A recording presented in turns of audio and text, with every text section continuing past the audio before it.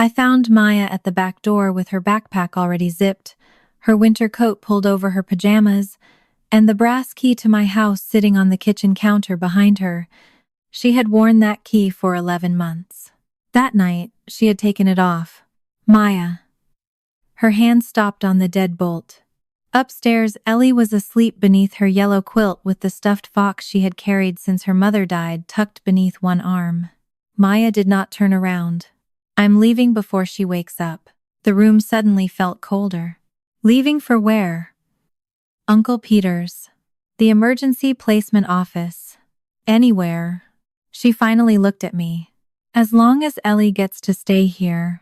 I stepped between her and the door. No one is taking Ellie. They said they might, if I make you fight for both of us. My stomach tightened. Who said that? Maya pulled a manila envelope from beneath her coat. Grandpa said the judge can decide you're not capable of handling 2 traumatized kids. She handed it to me. Inside was a 3-page statement. Her signature was at the bottom. Above it were phrases I had never heard a 15-year-old use in my kitchen. Temporary therapeutic residence. Emotional dependency. Independent stabilization. Preserving Ellie's permanent home. Did you write this? No. Who did? They sent it to me. Who? Grandpa and Uncle Peter. Her phone vibrated. A message preview appeared on the screen. Peter. Once you're out, Ellie can finally have a normal life. Don't make Erin choose in front of the judge. Maya covered the screen with her hand. For several seconds, neither of us moved. How long have they been sending you things like that? A while. Why didn't you tell me? Her answer came quietly. Because you kept saying maybe they had a point. That hurt because she was right.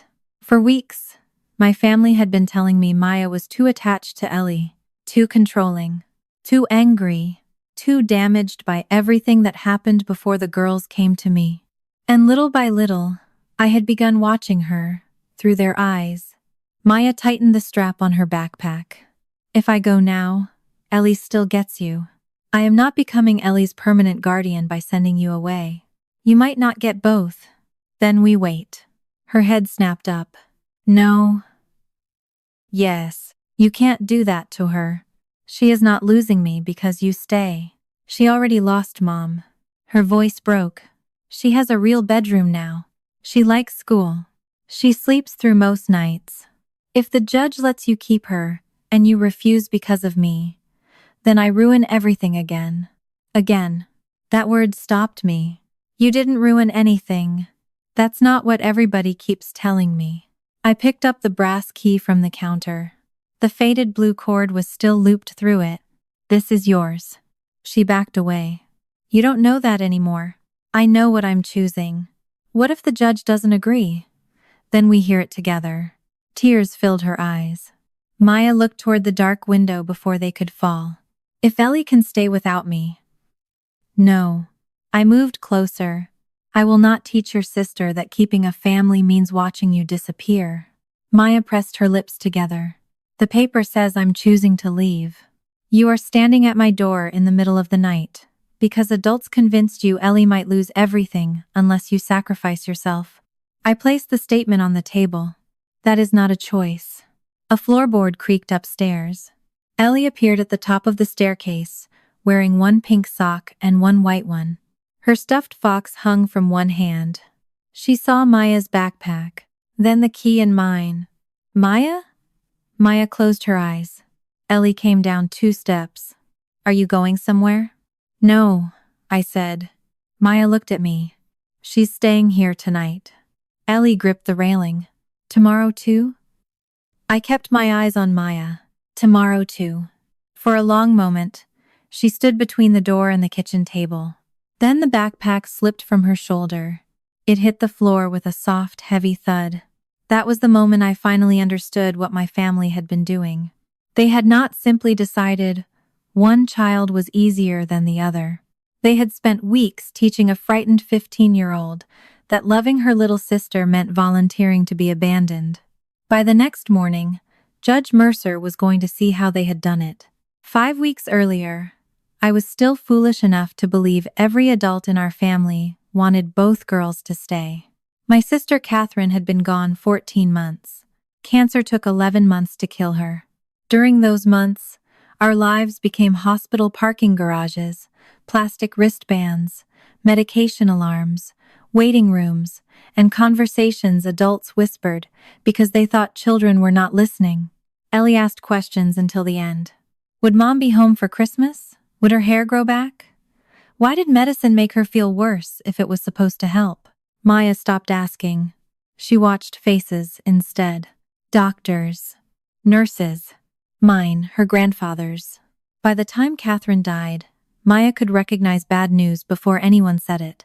Ellie was 7. Maya was 14. Their father had been absent for years, appearing just often enough to create paperwork and disappearing whenever parenting became real. So the girls came home with me.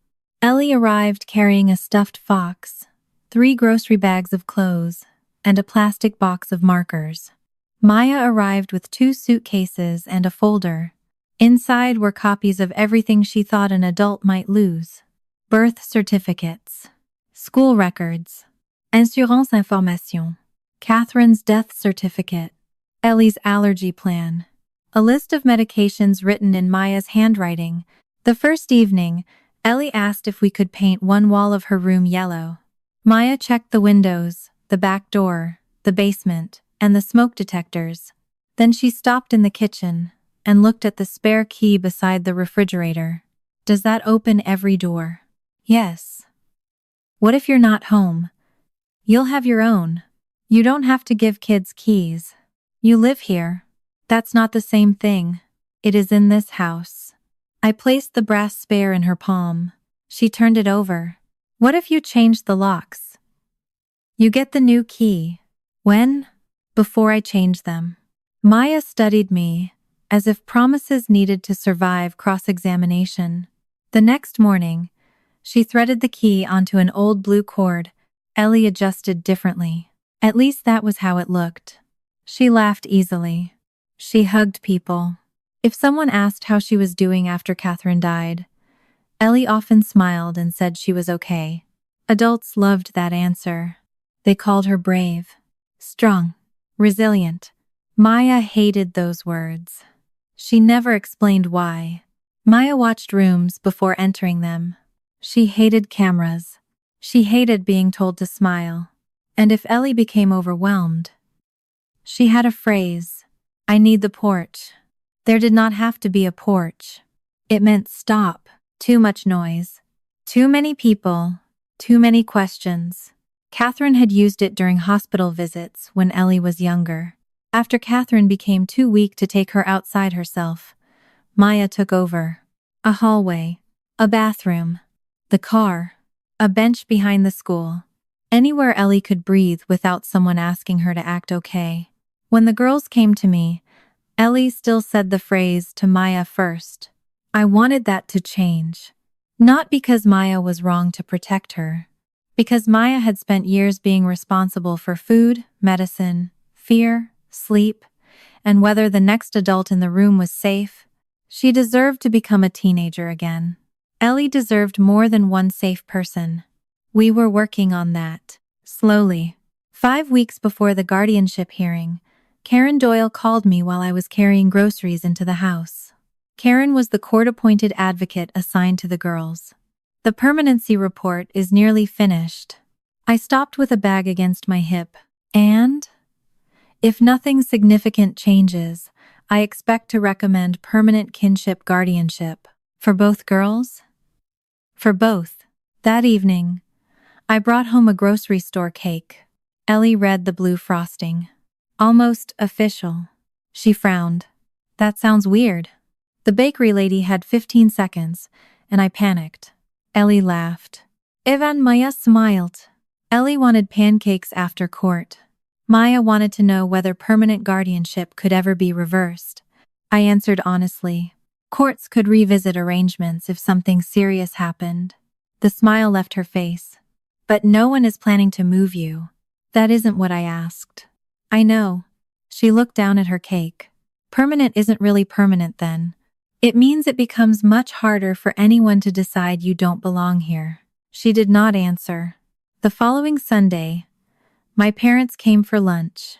My mother, Elaine, brought baked pasta. My father, Gordon, brought flowers. My younger brother, Peter, arrived with a camera bag and a stack of glossy brochures.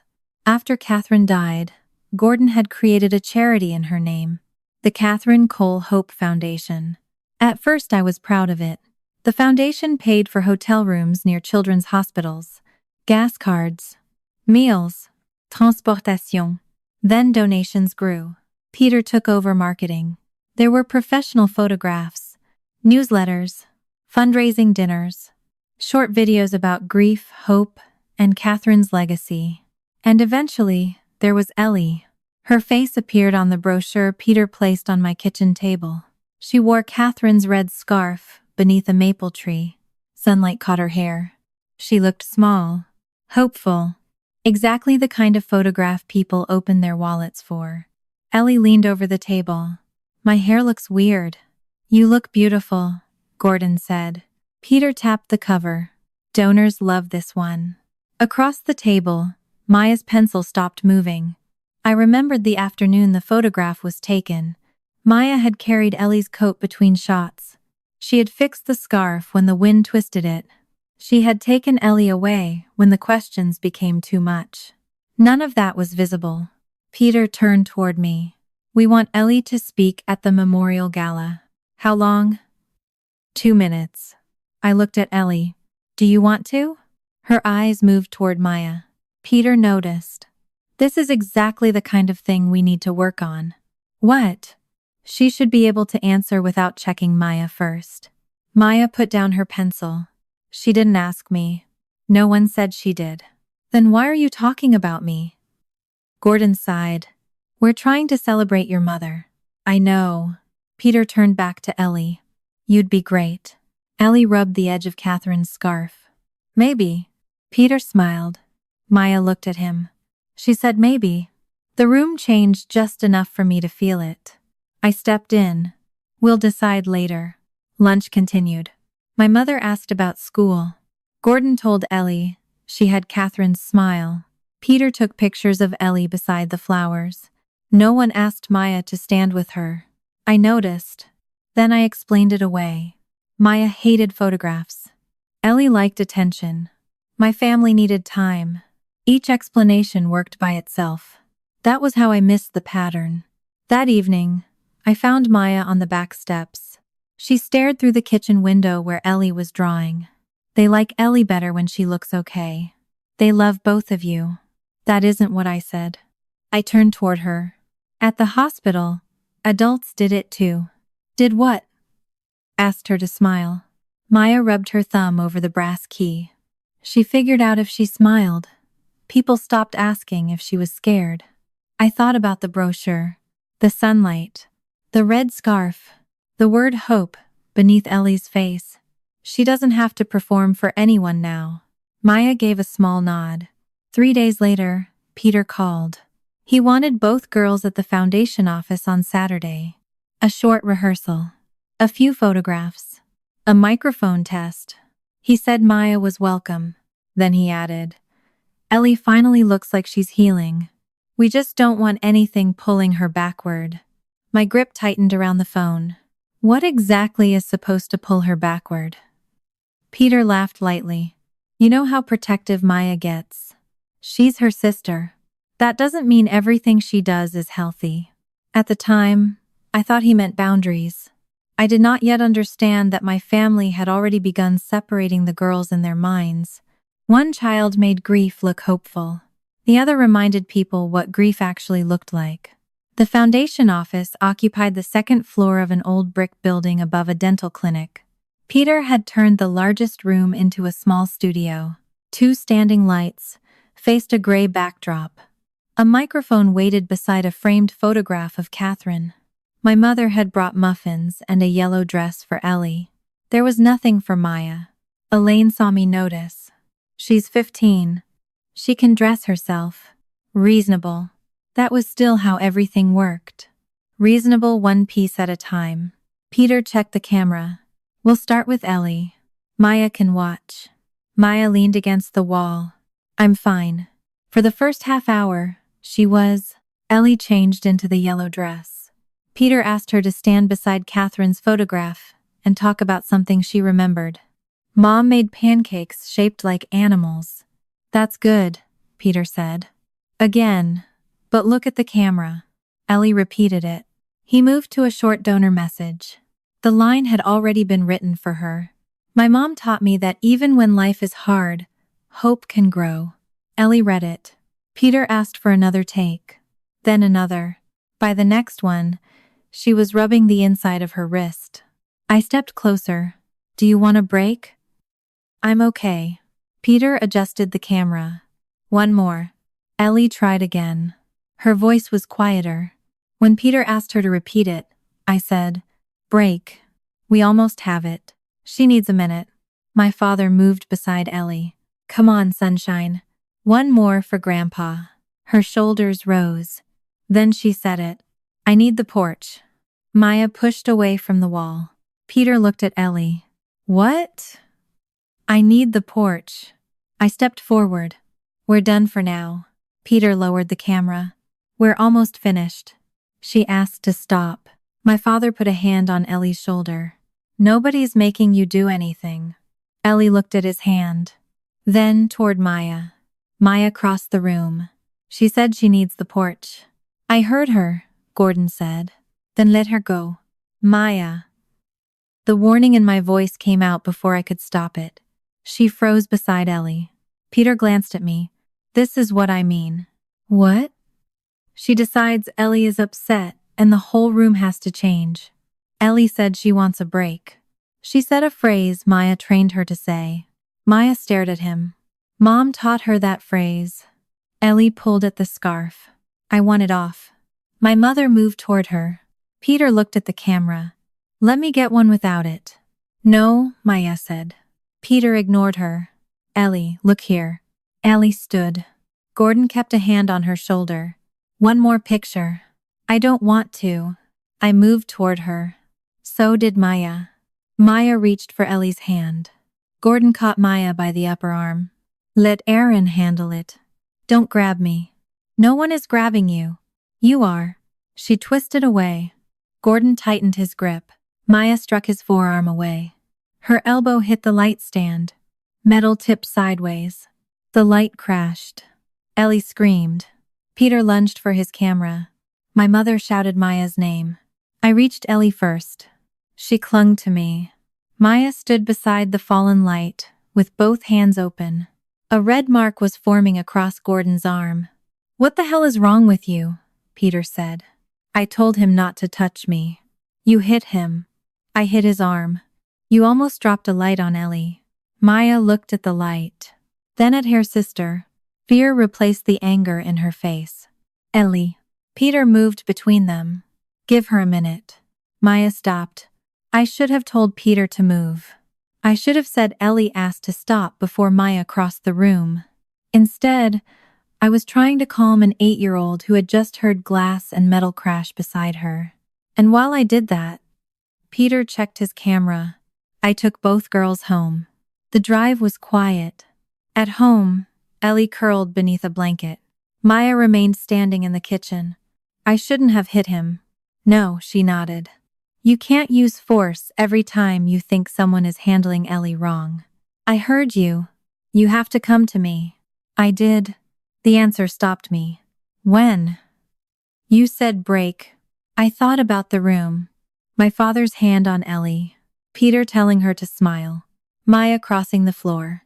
You still can't hit someone. She looked down. Okay, tell me what happened before that. She said she needed the porch. I heard her. They acted like she didn't know what she meant. She wanted to stand. Yes. Grandpa was trying to calm her. He was stopping her. I don't know if he meant it that way. Maya's face closed.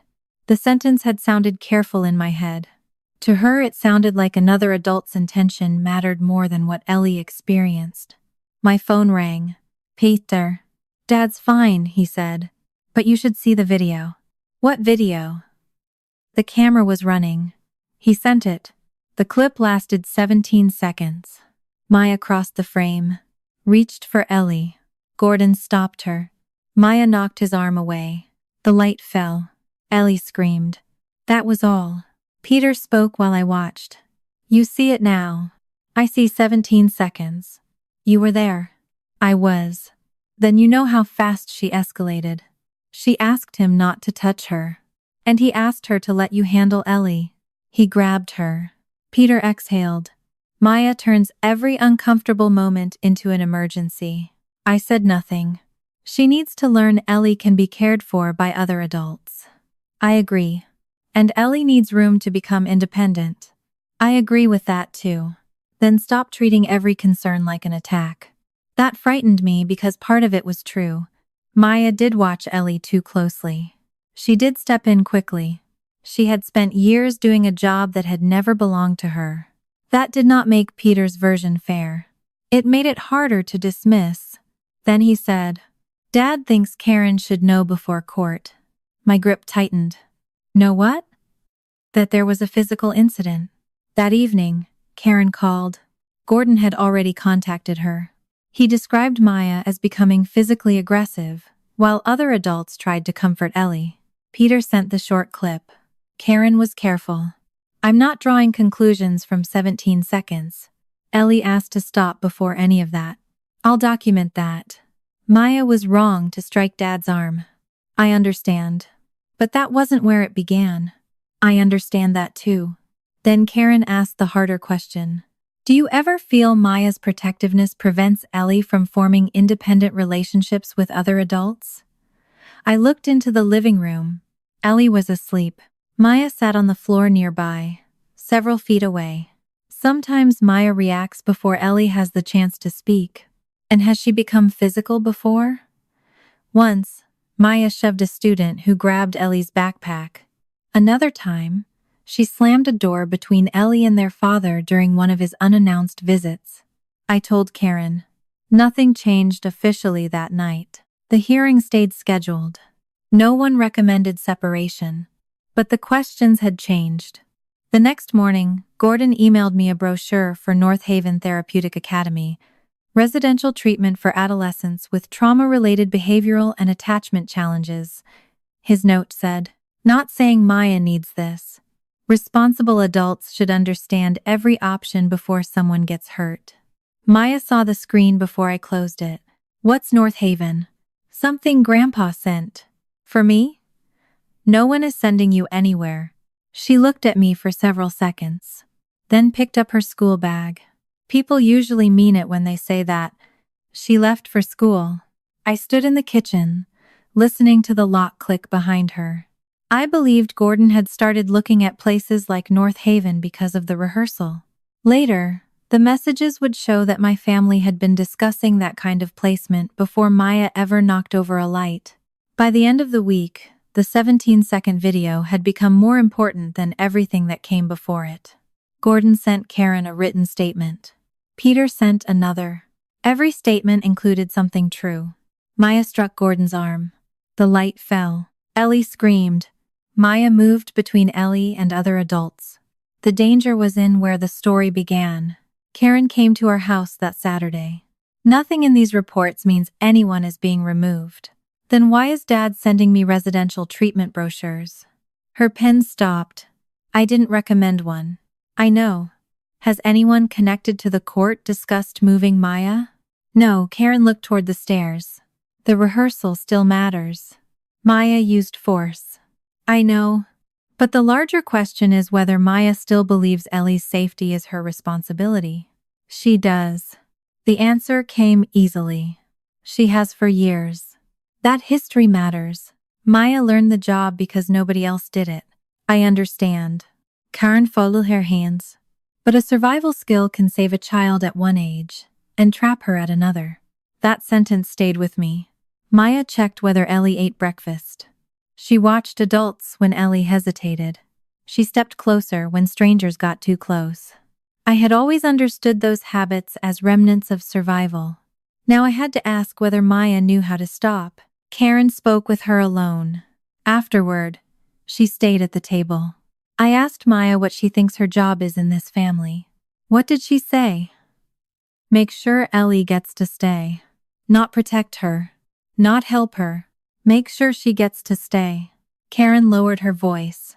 Maya may still be living, as if the next placement decision has already begun. That afternoon, Karen emailed a temporary support plan. Maya would not physically remove Ellie from another adult, unless there was immediate danger.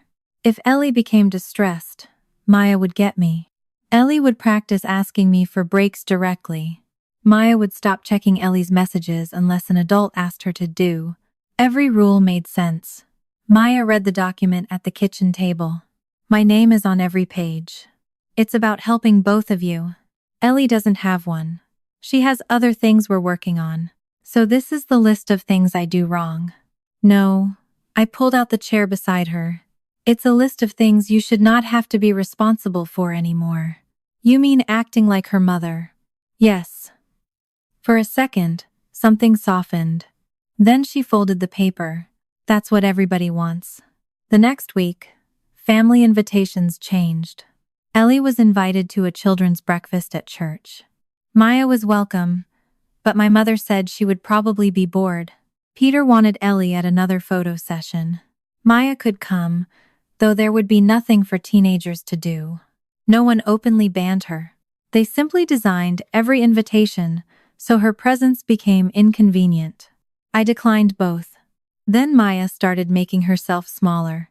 She stopped asking for snacks at the store. She stopped caring which movie we watched. When I bought her winter boots for court, the box appeared on my bed the next morning. The boots don't fit? They fit. Then why are they here? Ellie will need a bigger coat. She already has one. You might need the money for court. Court is not coming out of your shoe budget. Maya looked down. Keep the receipt anyway. The hearing was 12 days away. I thought she was afraid to hope. Then I came home and found her at the kitchen table with Ellie. A sheet of paper lay between them. My phone number was written at the top. Below it were the school nurse, the neighbor, the drawer where I kept Ellie's allergy medication, and the password for the school portal. What's this? Ellie smiled. Maya's teaching me things. I know where your medicine is. I know. But I know now too. Maya folded the paper. She should know. It was too complete. Medication. Emergency contacts. Insurance cards. School information. This was not simply independence. It looked like preparation. That evening, I went to Maya's room. Are you expecting to leave? Her pencil stopped. No, then why are you preparing Ellie to manage without you? I'm helping her be less dependent. The phrase sounded borrowed. Who told you to call it that? No one. Do you want to leave? Her eyes moved toward the hallway. No. It was the clearest answer she had given me in weeks. I held on to it. 2 days later, Peter called about the gala. He wanted Ellie at the final rehearsal. This time, he did not mention Maya. Both girls or neither. Erin, what? Maya hates these events. That's her decision. There will be donors there. So? He hesitated. She makes people uncomfortable. How? She stands there looking angry. She corrects people. She turns every compliment to Ellie into something complicated. She lost her mother. So did Ellie. That doesn't mean grief has to look attractive. Silence. Then Peter said, Ellie walks into a room and people see hope. Maya walks in and reminds them something is wrong. I looked across the kitchen. Maya was helping Ellie tighten the strap on her backpack. Maybe something is wrong. That's not what I meant. I think it is. I ended the call. For the first time, my doubt shifted away from Maya. Not completely. Enough. A few days later, with the hearing 8 days away, Gordon called. He reminded me the judge would consider my support network. He said refusing family contact over every disagreement might make me look defensive. Then he returned to Maya. She needs more help than you can give. She has a counselor. I mean structure. You mean North Haven?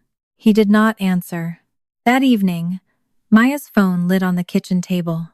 Peter's name appeared. A good sister knows when staying makes life harder for everyone else. Maya grabbed it. Show me.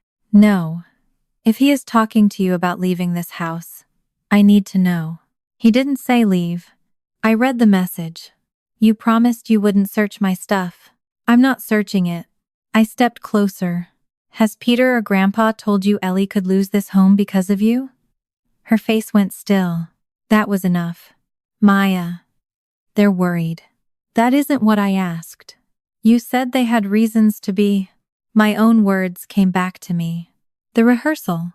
The video. Karen's questions. Someone had been using my uncertainty against her. Give me the phone. She stepped backward. No, I stopped. Not because I stopped wanting to read it. Because fear had already taken enough choices away from her. Then keep it. She stared at me. But hear this clearly. No one gets to tell you, Ellie stays only if you leave. You can't promise what the judge will do. No. I forced myself not to soften the next part, but I can promise what I will do. If anyone asks me to choose one of you, I will not choose. Maya looked frightened. That could make Ellie lose everything. There it was. The idea had already taken root. Later that night, I passed her room. Her school backpack sat open on the bed. 2 shirts. A charger. A toothbrush. The support plan. I stepped inside. What is this? Maya froze. I have an overnight art workshop. That trip isn't for another month. Silence. I picked up the toothbrush. Are you planning to leave before court? No. Then why is this packed? For the first time, she looked her age. Scared. I don't know. I sat on the edge of the bed. Someone has been telling you to get ready. She shook her head. I did not believe her, but I finally believed something else. Whatever began after the rehearsal was no longer only about whether Maya was overprotective. Someone was teaching her to imagine our home without herself in it. The next afternoon, I called Karen. Someone is talking to Maya about leaving. Did she tell you that? No. What do you have? A packed bag. Messages from Peter she won't show me. And a child who suddenly thinks Ellie's future depends on whether she stays. Karen did not dismiss it. I need something concrete. I know. If Maya gives permission to share the messages, preserve the full threads, don't crop anything. Then Karen added, do not confront your family until we have the original communications. Why? If someone is pressuring Maya, I want the words before anyone has a reason to rewrite what they meant. After school, I sat Maya at the kitchen table. Do you want to leave this house? No. Do you want to live at North Haven? No. Do you believe Ellie could lose this home if you stay? That answer took longer. I don't know. Who told you it was possible? Maya took out her phone. She opened a message and placed it between us. Peter had written, Ellie deserves a chance to learn what normal feels like without checking whether you are okay first. Another. Loving someone sometimes means recognizing when they need stability. You cannot give them. Then North Haven is not being sent away. It is specialized support for girls with your history. Each message could be defended alone. Together, they formed a direction. Maya scrolled farther back. One message was dated 2 days before the rehearsal. If guardianship becomes complicated, there are places where older kids can receive more support without changing what happens with younger siblings. The rehearsal had not happened. No light had fallen. No one had a bruise. And Peter was already explaining how Maya could live somewhere else while Ellie stayed. Did Grandpa know? Maya opened a message from Gordon. Peter is trying to help you understand every option. Do not treat every alternative like rejection. My mouth went dry. The later messages became more specific. If Karen asks whether you feel too responsible for Ellie, tell her you think separate support might help. Use the phrase emotional dependency. It explains the problem better. I looked up. Do you know what emotional dependency means? They explained it. Then Maya showed me the message that changed everything. Peter had written, If Judge Mercer asks what you want, use this. Below it was a paragraph. I believe temporary residential treatment would help me develop independence and allow Ellie to remain in a stable, permanent environment without being affected by my emotional needs. Did you ask him to write that? No. Did you want to say it? No. What did he tell you to do? Practice. Maya rubbed her thumb against the edge of the phone. He said I shouldn't get nervous and make things harder. There was more. A 3-page placement form had been attached to the message. Voluntary temporary placement request. The same language. A signature line at the bottom. My chest tightened. Did they ask you to sign this? Grandpa said if I decided to do it before court, it would show the judge nobody was forcing me. Have you signed it? No. Not yet. Can I send these to Karen? Maya immediately pulled the phone closer. What if she cancels court? She might delay it. Then Ellie doesn't get permanent. Not tomorrow. That matters. So does this? Her breathing changed. I lowered my voice. No one is punishing you for what adults sent. You don't know that. I know those words are not yours. I answered some of them. That does not make the plan yours. They'll say I agreed. I sat across from her. I won't send anything without your permission. She watched me. But if nobody sees this, they can say North Haven started because of the rehearsal. They can say, you came up with leaving because you felt guilty. And no one has to mention they were teaching you what to say. For almost a minute, she did not move. Then she unlocked the phone again. You can send them. Karen asked us to preserve everything exactly as it appeared. Then she said, Erin, the phrase emotional dependency appears in Gordon's written report. The same phrase? Yes. Peter sent it to Maya before Dad submitted the report.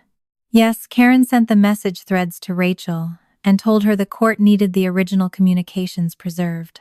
Rachel took over from there. My attorney sent Gordon, Elaine, and Peter a formal preservation notice covering every message, email, draft, and document related to Maya's placement before the hearing. She told them not to delete, edit, or summarize anything. That notice changed my mother. Elaine called me less than an hour later. Her voice shook. I don't want to be part of hiding this. Before I could answer, she forwarded the original family email thread exactly as Rachel had requested. No commentary. No attempt to clean it up. The first message was from Peter. Dated 3 days before the rehearsal. Ellie works better alone. Maya turns every appearance into a conversation about trauma instead of Catherine's legacy. Below it was a calendar draft for an event called Ellie Donor Weekend. The notes read, Small group donor experience, centered on Ellie's recovery story. Keep environment light and forward-looking. Maya was not included. Gordon replied, Once Erin has permanent guardianship, we lose leverage. If separate treatment is ever going to be considered, it needs to happen before court. My mother wrote, I don't want Maya feeling rejected. Peter answered, Then it cannot look like rejection. It has to sound like her choice. I stopped reading.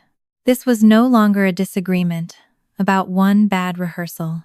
They had discussed separating the girls before the incident. The incident simply gave them language that sounded safer. Rachel's preservation notice also required the foundation to turn over every recording, invoice, and production file connected to the rehearsal. Peter's 17-second clip was not the only media record. An invoice showed that the foundation had hired a freelance videographer that day to capture background footage for the gala. His camera had been running from the back of the room. He still had the raw file. Karen obtained it that evening. I watched it at my kitchen table. Ellie smiled. Forgot her line. Started again. Rubbed her wrist.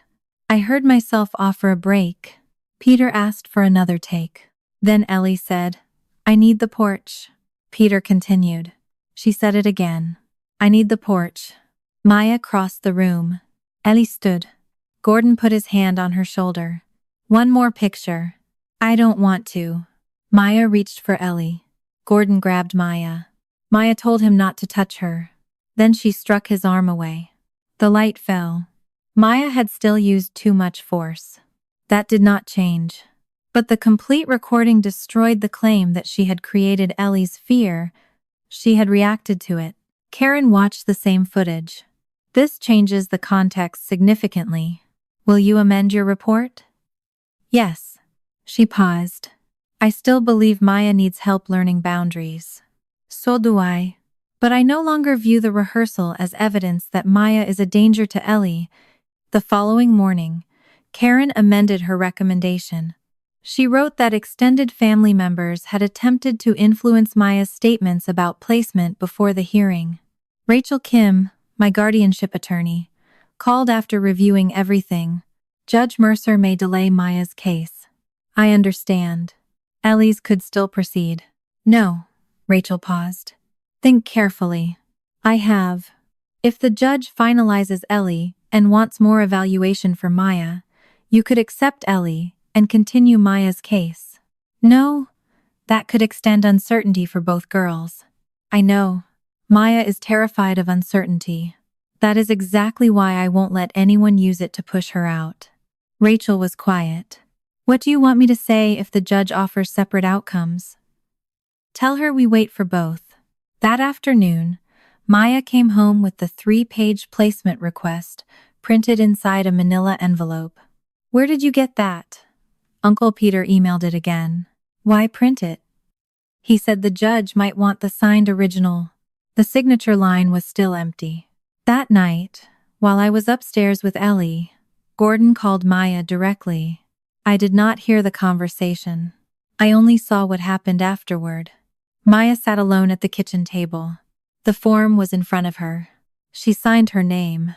When I asked why, she said, "If I sign before court, nobody can say you made me do it." That is exactly what they are trying to make it look like. She folded the pages into the envelope.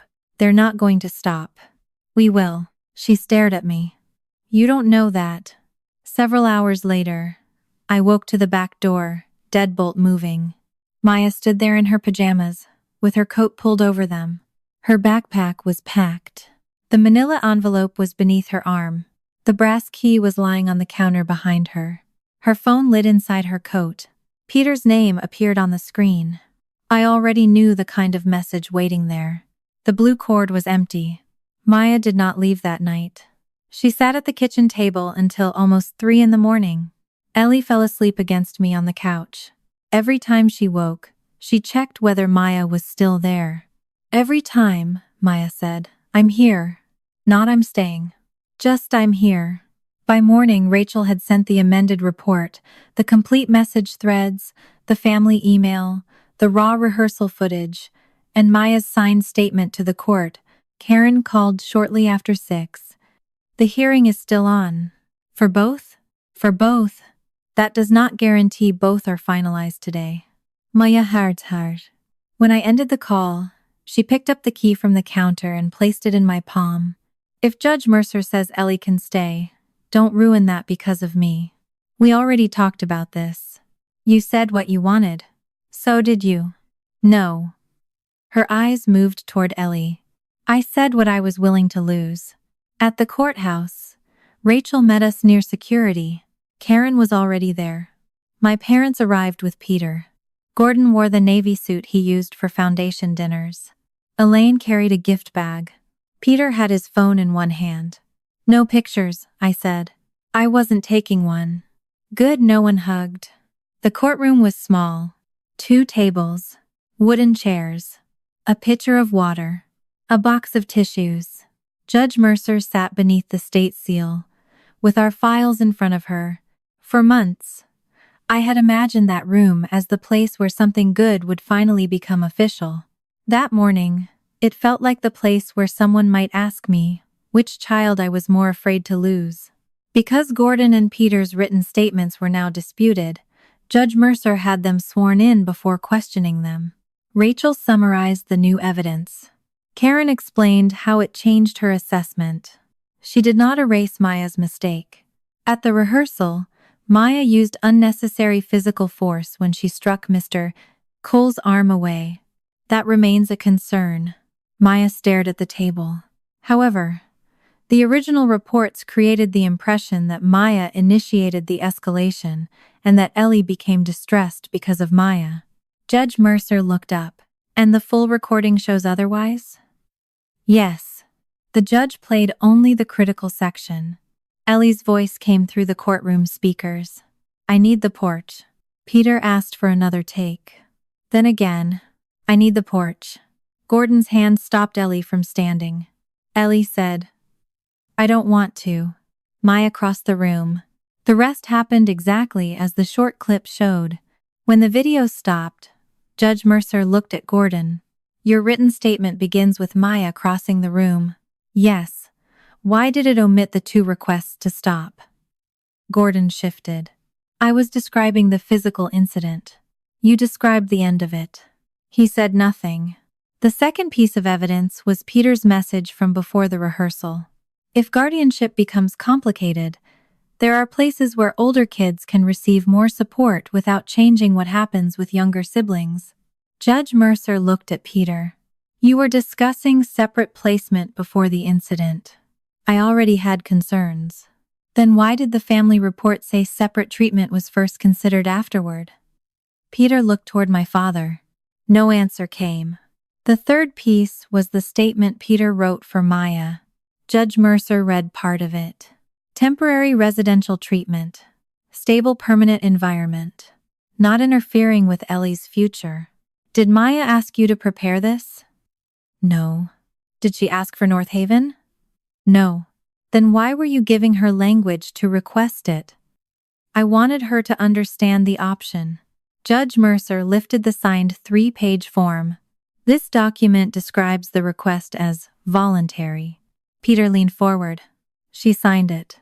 The judge turned to Maya. Did you want to live at North Haven? No.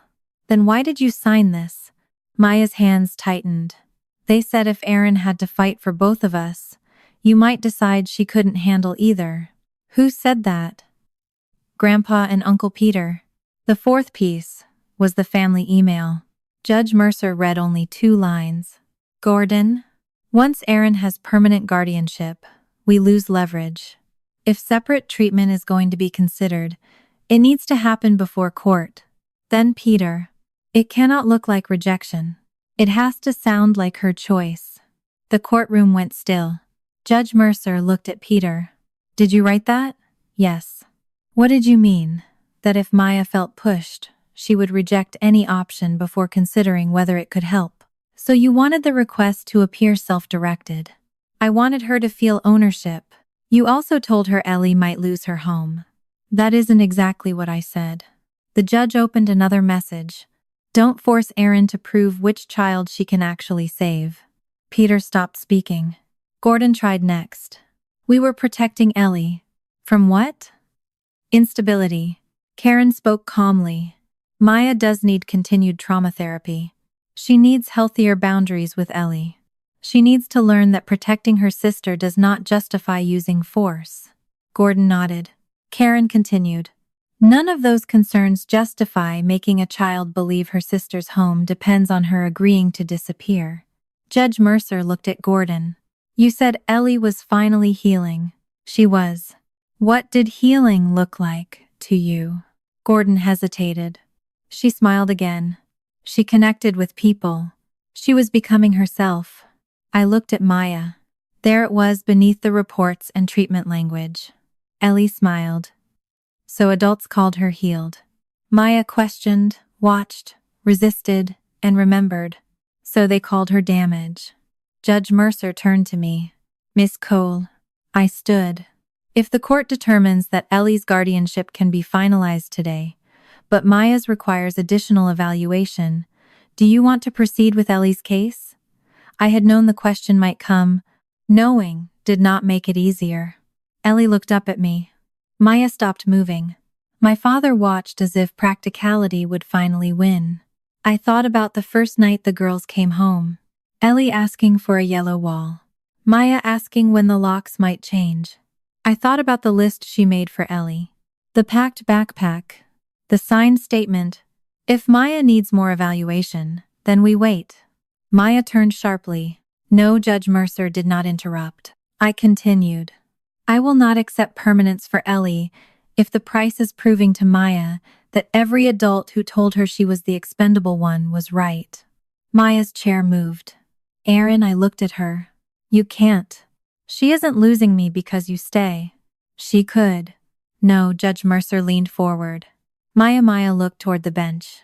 I have heard what your grandfather believes Ellie needs. Maya lowered her eyes. I have heard what your uncle believes Erin should do. Silence. I have heard Ms. Doyle's professional recommendation. Karen remained still. And I have heard what you are willing to sacrifice. Maya looked at Ellie. If I leave, she gets to stay. Judge Mercer shook her head. That is what you are willing to lose. Maya's lips parted. It is not what I asked. The room became completely quiet. What do you want? For years, Maya had answered questions by calculating what kept Ellie safest. What made adults less angry? What prevented another move? That morning, none of those answers worked. Her eyes moved to me. I did not nod. I did not tell her what to say. The brass key was inside my closed hand. Maya looked at it. Then at the judge. I want my key to still work. Her voice shook. Judge Mercer waited. Even when I mess up, Ellie reached for her hand. Even when I get angry, Maya swallowed. Even when I'm harder than she is, her shoulders trembled. I want to stay. No one spoke. Then she added, I just don't want staying to be something I have to earn every day. Judge Mercer looked down at the papers. When she spoke again, her voice was calm. The purpose of permanency is not to reward children for being easy. Maya stared at her. Maya needs support. She needs boundaries. She needs to learn different ways to respond when she believes Ellie is in danger. The judge looked toward my family. But needing support does not make a child disposable. And concern for one child does not permit adults to manufacture another child's consent. She reviewed Karen's amended recommendation. Rachel confirmed I understood the continued therapy requirements. I did. Judge Mercer signed Ellie's guardianship order. Then Maya's. 2 signatures. 2 children. 1 outcome. Maya stared at her copy. That's both? Yes. Both today? Yes. What if I do something bad next week? I opened my hand. The key lay in my palm. Then we deal with next week. She picked it up. Outside the courtroom, Gordon called Ellie's name. Elaine held the gift bag toward her. Ellie stopped. Then, she took Maya's hand. The 2 girls walked toward the elevators. My family stayed behind. For the first time since Catherine died, neither girl had to perform the version of healing the adults around them preferred. Ellie wanted pancakes. So 20 minutes after Judge Mercer signed the orders, the 3 of us sat in a diner with cracked red booths and paper placemats. Ellie placed both court papers beside the napkin holder. Can Grandpa undo these? No, Uncle Peter? No. She looked at Maya. What if you knock over another light? Maya stared at her. Thanks. Ellie smiled. I moved the papers away from the syrup. We still deal with bad choices. Maya looked down at her order. So permanent doesn't mean nobody gets consequences. No. It means consequences don't equal being sent away. Yes. Ellie took another bite. Can we go home now? The word passed through the table quietly. Home, not Erin's house. Not the placement. Home we can. At the house, Maya stopped outside the front door. She put the key into the lock. Turned it. The deadbolt opened. Nothing dramatic happened. Ellie pushed past her. I have to pee. Maya laughed. That sound mattered more to me than any speech could have. The legal paperwork changed our status in one morning. Everything else took longer. Karen helped us rebuild the support plan. My parents and Peter were removed from the list of adults approved to supervise the girls without me. There would be no private messages, no foundation appearances, no overnight visits. Any future contact would happen only if the girls wanted it, and I believed the boundaries would be respected. Gordon apologized. Not well at first. He said he had only wanted Ellie protected. I told him Ellie never needed protection from Maya's existence. Peter argued that removing Ellie from foundation material would hurt donations. That told me he still did not understand. I prohibited the foundation from using either girl's image, history, therapy, or court record without written consent. Elaine did one thing differently. Her first letter after court was addressed to both girls. She apologized for treating one granddaughter as easier to love. She did not ask for a visit. Maya read the letter once and put it away. An apology did not restore access. It only created the possibility that something healthier might exist later. The harder work happened inside our house. Maya still watched Ellie too closely. She still reacted first sometimes. She began working with a counselor who understood teenagers who had spent years caring for younger siblings. The counselor explained that Maya had been pushed into a parent's role far too young. Maya hated hearing it described that way. So I just stop? No. How? I don't know yet. She looked offended. You're the adult. Unfortunately. That made her smile. The first real change happened at a crowded grocery store. A glass bottle shattered near the checkout lanes. A toddler screamed. 2 carts crashed behind us. Ellie froze. Her hand went to her sleeve. Maya saw it. I saw Maya see it. Her whole body shifted forward. Then Ellie looked at me. I need the porch. There was no porch. There never had to be. I took her outside. We stood near the cart return until her breathing slowed. When we went back inside, Maya was still where we left her. She had not followed. She had not checked. She had trusted me to handle it. On the drive home, she stared out the window. She went to you. Yes. You knew what to do. Yes. After a while, she said, so she doesn't need me anymore. She needs her sister. That's different. It should be. I pulled into our driveway. You get to be 15 now. What does that even mean? You get to hate her music. From the back seat, Ellie said, rude. You get to steal her fries. Ellie covered the bag in her lap. And you get to leave the room without calculating whether she'll survive while you're gone. Maya looked down. That one took longer. 2 months later, her art teacher offered her a place on a weekend museum trip, 2 nights away. Maya brought the permission form home. I'm not going. Why? I don't like museums. Her backpack contained 3 sketchbooks. I looked at her. She sighed. What if something happens here? I'll be here. What if Ellie needs the porch? She knows how to ask. From the living room, Ellie called. I can do it. You weren't invited into this conversation, Maya said. You're talking about me. Maya rolled her eyes. It was wonderfully ordinary. The night before the trip, I passed Maya's room. Her backpack was open. For a second, the sight tightened something in my chest. Then I saw what she was packing. Sketchbooks, charcoal pencils, headphones, a sweatshirt, candy bars. She thought I had not noticed. No support plan. No court papers. No emergency instructions for Ellie. The brass key hung beneath her shirt. On Friday afternoon, Ellie waited near the front window for Maya's bus. When Maya finally came up the walk, Ellie ran outside. Maya hugged her, then pushed her back. You're crushing my sketchbook. You were gone forever. It was 2 nights. Did you miss me? No. You texted 12 times. That was because you kept sending pictures of the fox. They argued all the way to the front door. I stayed inside. Maya reached it first. She did not knock. She did not text to ask whether I was home. She did not look through the window before entering. She took the brass key from beneath her shirt, slid it into the lock, turned it, then walked inside, complaining that the hotel eggs tasted like wet cardboard and that one boy had sung the same song for half the bus ride. She dropped her backpack beside the stairs. Is there anything to eat?